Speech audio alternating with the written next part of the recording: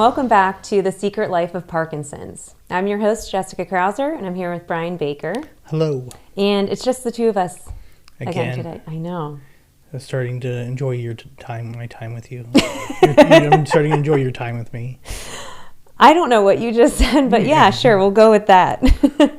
So I'm really excited for our topic today. We get a lot of comments on our videos, which is great. Mostly positive comments or comments of people sharing their own stories or, their thanks or appreciation. But lately we've been getting a couple of questions. Oh, I thought you were going to say negative comments. No. No, I will hunt these people down. No negative comments, please. But no, we got a couple of questions because we always talk about our Parkinson's community that we have with PD Next Steps. And there's a lot of people that don't have that. And so we're going to go over one of the questions now, and we'll do another question in another episode. But the question came from one of the listeners that, he thought he had a good doctor until he realized that the doctor was just treating the disease and not the patient. So his question was, what criteria do Parkinson's patients, those within our group, look for in finding the right neurologist or movement disorder specialist? So I asked the question to everybody at the gym, and I had a lot of different responses. But before I jump into theirs, I'd like to hear from you. If you think about what do you look for in finding the right neurologist or MDS, what do you look for? So now that I'm involved in the community of, our little community, I ask other people who they're seeing, whether or not they like them. So before that, I was sent to an MDS from a normal neurologist. When I went to that neurologist or that MDS, that's when I was officially diagnosed. And I asked my doctor at my regular primary care. I was like, what do you know about this doctor? Do you know anything about him? Can you share anything? I asked around as I started getting more involved in the community of Parkinson's. I started asking who they're going to see, and I realized everybody was kind of going to see the same doctors. So I felt comfortable. And there was a specific gentleman that didn't like this doctor, and I was like, really? And he's like, they didn't click. And then I realized that happens. Sometimes they don't click with the doctor. So that's a big piece of it. But I think asking people in the community. Doing research online, on neurologists, see if they're published, see what they came from, and asking questions like, where did they come from? Are they coming from? The one doctor I went to, he came from more of the research side than, so he was more involved in that side of things initially. Yeah. And he's, built out the Ohio health practice. I did switch, MDSs because I felt I wanted somebody that was a little more aggressive than what the traditional approach was. So I talked to people within our group and found another MDS that I felt was a little more aggressive and is attacking the disease versus just kind of dealing with it. Because that's what you wanted. So that's great. You brought up a couple different things that when I was reading through everyone's emails, similar stories came out. So for example, asking for a recommendation. So hopefully it's good that you went back to your primary care physician asking about the movement disorder specialist, because a lot of us see our general neurologist first, right, and we might not know them as well. But if you do trust in your neurologist, or if you know them well and go with their recommendation, that's great. Or if you have trust in your primary care physician and go on their recommendation is also good. I think the important thing is, in my primary care pushed me towards a neurologist, but I think that's the biggest thing is don't stay with your primary care, because they don't focus on this disease. They're obviously primary care. So get in with a neurologist, get in with an MDS if you can possibly. I know there's fewer than those out there, but even if it's, it's worth it. To me, it'd be worth it to drive 4 or 5 hours once a year to just be seen by an MDS. No, and that actually brings me to another answer that was brought up from one of the responses, and it was, even though how much you might love your primary care physician or your general neurologist, this individual went and had a discussion with both of them. I actually have his email here. And so he said, there's a lot of things that he found that his neurologist did not do, things that the movement disorder specialist did. And he's like, it could be very, simple things, such as the tapping that we do with our fingers and our feet.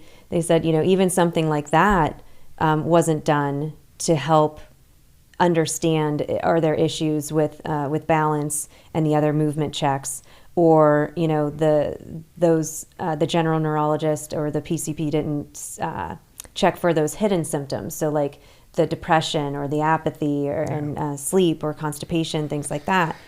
And then they also said, how do you put it? It was actually really good, and I didn't think about this. And this is where I think it gets to the point of, some doctors are looking to treat a disease or treat the symptoms, not treat the patient. And he said, he went in and with chronic constipation, depression, sleep issues, balance, different things. And he's like, they were very different, separate symptoms, and they were trying to treat them all separately. Yeah. He's like, but I feel like if somebody else would have seen, maybe not in the beginning, but as these started clumping together, to say, okay, all these symptoms paint a picture, and the answer is Parkinson's. Yeah, I think we've all heard we have to be our biggest advocate. Yes. So we've heard that over and over. So educating ourselves. Mm-hmm. We are lucky enough to live in a community that has and belong to a Parkinson's community that we have a lot of speakers come in and talk to us, so we know what to expect. Different things, different neurologists, different doctors coming in, different specialists coming in. But educating yourself, this podcast, there's other podcasts out there. There's, the National Parkinson's Association. And I know it gets overwhelming. There's so much stuff out there, but taking the time and either looking at it or having somebody else look at it for you is important. Yeah. And the other thing that you touched on is another answer that somebody brought up, which is interesting, is, not everybody, meshes well with everybody, know. It's, you want everybody to be your best friend, but it's okay if you see a doctor that everybody seems to love, but it's not the one for you. Right. It's because it is a relationship. We're in this forever, and that is really important. So if you go to your first appointment, or actually, I think somebody mentioned, make it just your first 3 appointments, 3 to 5. And if you don't click, then go see somebody else. Yeah. This is your life. This is your body. You should be a partner in the decision making. That was another piece. Be part of the decision and not have the doctor tell you, all right, just do this and go about your day. Yeah. And the other thing is, I've heard a lot of times the primary care physicians where they just subscribe sentiment and say take as much, take normal. Yeah. But you and I both went through a whole different class of medications, multiple classes of medications before we got to that one. Right. So that's another part of it is when somebody does that, it's like, they may not know about these other medications that are less impactful or to you, or less damaging or impactful to your lives. So it is important to get with the right physician, the right neurologist, the right movement disorder specialist. And I think you can probably tell right away if it's somebody who's going to be there for you or somebody that's just treating the disease. Because if they are there for you, they're going to listen. This is another thing that was brought up. They're going to listen to everything. They kind of almost listen to your whole life story. So I go see Dr. Malone at Ohio Health, and she did a fantastic job. I didn't think twice about would I go see somebody else, just because we hit it off really well in the beginning. But she listened to all my symptoms. She asked questions to pull out other things that were symptoms that I didn't know, like when I had the feeling of emptiness, joyless, whatever. I didn't know that was part of it until she was helping me put the pieces together.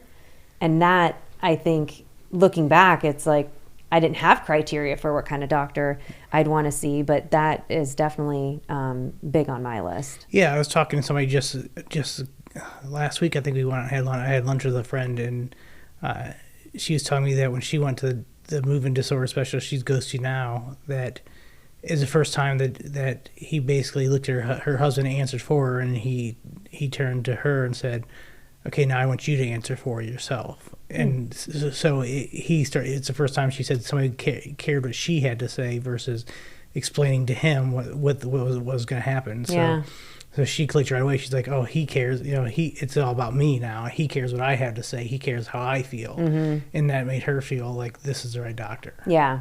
I actually had, on the flip side, I felt good because when Derek was with me that first time, her and I were talking and discussing, but, she would like literally stop, sit and look directly at me or to look directly at Derek and ask the question or answer his question.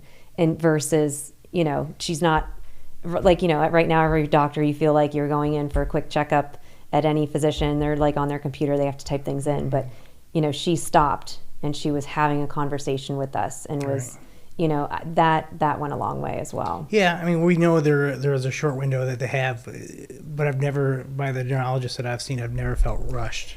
That's the other thing too that surprised me. I saw Dr. Malone like when I was diagnosed, and I swear I was like back in like 6 weeks or 3 months. I can't remember.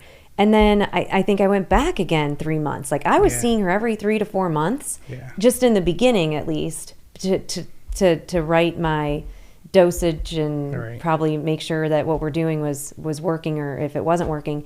And there's a lot of people that were just diagnosed and they're like, oh, I don't have an appointment for another year. I'm like, holy crap. No, I was going so originally I was going to see the neurologist every 6 months and the physician assistant every 3. So it would alternate. I'd see the physician assistant, the neurologist, physician assistant, neurologist. But I was in there every 3 months until I said then it got to every 6 months and I just see the neurologist every 6 months. And I think once you get everything figured out, they usually go 6 months or a year. So. I'm sorry, I'm having a lot of toe pain right now. I'm not rubbing your feet. Please, I don't want you to.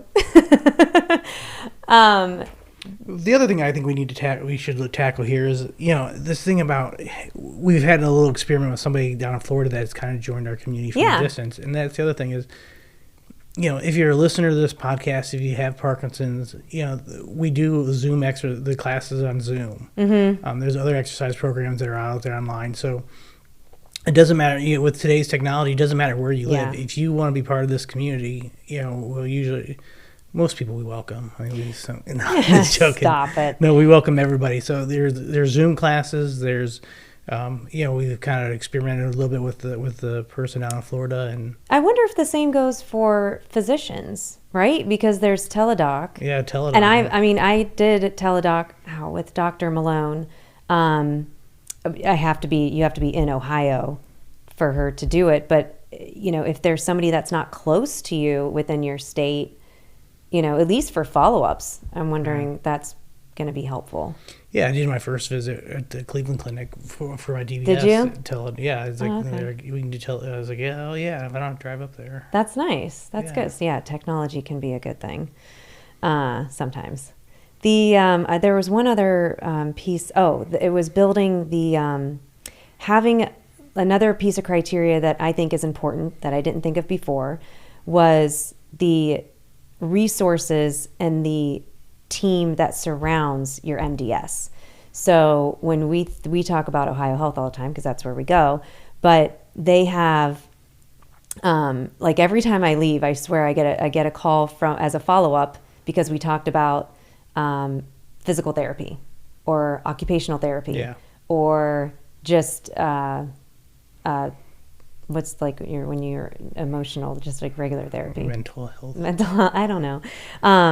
When, going through depression and things like that. But they have groups, they have teams that it's not just your MDS. It is a whole group of a medical team. And that I think is important. Yeah, I know when I was going to the one doctor there. Like your visit, you had like so much time with him, and then if you wanted time, there was always a lot of time for a physical therapist or an occupational therapist to bring you to have a come in and talk to you about whatever's challenging you at the time. Yeah, I think that's good. Anything else that you would recommend? No. Okay. Just don't get this disease. Well, no, but for the ones that have it, it's like don't settle. Yeah, and like I said, you got to be your best advocate, and it's your own best advocate, and it's unfortunate that not all doctors have the same bedside manner, and that, you don't click with everybody, but it's just like anything else. Yeah, it's just like anything else. You're not going to get along with everybody. Right. So do your research, and if you don't click, find somebody else. Find those that somebody might recommend, because again, this is your life, this is your body, this is your brain. Yeah, like I said, and like you said, if telehealth, if you have to go every 6 months, maybe you go once a year to Ohio Health or OSU or Mount Carmel, wherever you want to go, or here in Columbus, and you or Cleveland Clinic or wherever. If you're here in Ohio, there's great healthcare all across the state, but maybe you don't click with one doctor. Don't give up. Yeah, don't make the drive to Columbus or Cleveland to visit the right doctor they do click with. Yeah, and I mean, if you're, not feeling, obviously, no one feels confident when they have Parkinson's, but if you don't have somebody who's on your side as a partner, making you part of those decisions, like Nationwide on your side? Nationwide is on your side. No, seriously, like if you don't have somebody who's in your corner, they're not right for you, because it's definitely a relationship that you need to keep building in a partnership. Yep. Okay. All right. So in our last 30 seconds, I'll ask you all this. If you or a loved one has Parkinson's and you enjoy learning or just hearing from others with Parkinson's, leave us a comment or a question that we can try and help answer for you. We'll do our best to reach out into our community and share our insights that we can. So thanks again for tuning in, and we look forward to seeing you all next time.